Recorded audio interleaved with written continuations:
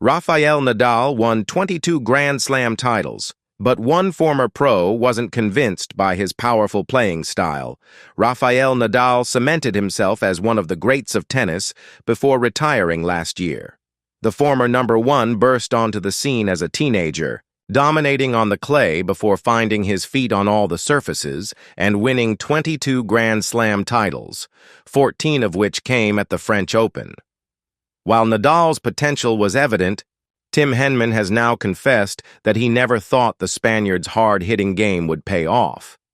The former world number 4 hit with Nadal when he was still an up-and-comer.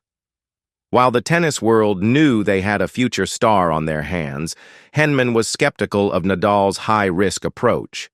"I remember the first time I practiced with Nadal, which was in Miami, and I'd never seen anyone hit the ball that hard, but every third shot was kind of in the back fence," he said.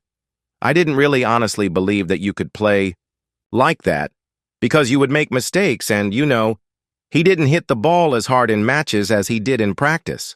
However, the former player-turned-pundit quickly changed his mind when Nadal proved him wrong during their training session. "But after I'd lost the practice set 6-1, I thought, well, maybe it will work." Henman smiled. Nadal wasn't the only player who left an impression on Henman. The Brit also knew Roger Federer and Novak Djokovic would go on to lift the biggest trophies in the sport, though he never could have predicted just how successful the Big Three became. He explained, "I think if I were to wind the clock back to when I was first aware of each of them, I would have said, they're very good players and can they win a slam?